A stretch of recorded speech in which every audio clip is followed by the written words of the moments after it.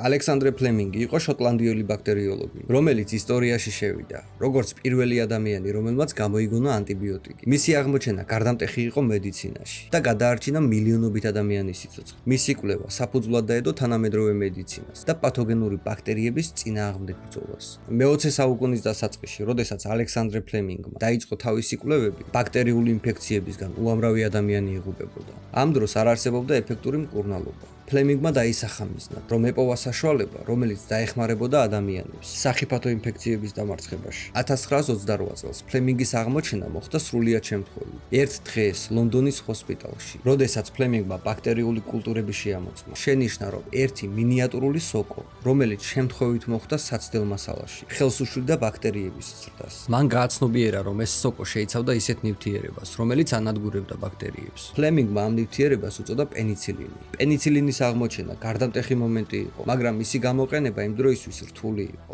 მიუხედავად იმისა, რომ ფლემინგმა თავის ნამუშევარში გამოავლინა, რომ პენიცილინი ეფექტურად ანადგურებდა სხვადასხვა სახის ბაქტერიებს, მისი გამოყენება სამედიცინო პრაქტიკაში დიდი ხანი ვერ მოხერხდა. პენიცილინის პრაქტიკაში დანერგვისა და მასობრივი წარმოების პროცესი დაიწყო მხოლოდ მეორე მსოფლიო ომის დროს. 1940-იან წლებში ამერიკელმა და ბრიტანელმა მეცნიერებმა, მათ შორის ჰოვარდ ფლორიმ და ერნსტ ბორის ჩეინმა, შეძლეს პენიცილინის წარმოება. მათი წყალობით პენიცილინი გახდა ხელმისაწვდომი ჯარისკაცებსა და მოსახლეობისთვის, რამაც პირდაპირი გავლენა მოახდინა ომის შედეგებს და მნიშვნელოვნად შეამცირა ჯარისკაცთა სიკვდილიანობა ინფექციური დაავადებებისგან. ალექსანდრე ფლემინგს პენიცილინის აღმოჩენამ დიდი აღიარება მოუტანა და 1945 წელს ფლემინგმა, ფლორიმ და ჩეინმა მიიღეს ნობელის პრემია. ეს პრიზი აღმოჩენის მნიშვნელობასა და მათ მიერ გაწეული შრომის დაფასების ნიშანია. პენიცილინის აღმოჩენამ შეცვალა სამედიცინო სამყარო. ის გახდა პირველი ფართოდ ხელმისაწვდომი ანტიბიოტიკი, რომელიც ეფექტურად ებრძოდა უმძიმეს ინფექციებს. პენიცილინის გამოყენება გავრცელდა მთელ მსოფლიოში და დაიწყო ახალი ეპოქა მედიცინაში. მისმა დანერგვამ საავადმყოფოებში გადაარჩინა უამრავი ადამიანის სიცოცხლე.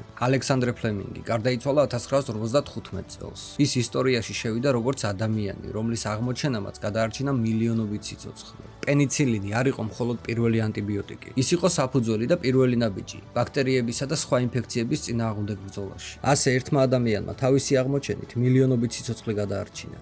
მეგობრებო, გთავაზობთ სარეკლამო სივრცეს ჩვენს ვიდეოებში. თუ სურვილი გაქვთ, ხარი დაუჭიროთ გვერდს. რეკვიზიტები აღწერაში.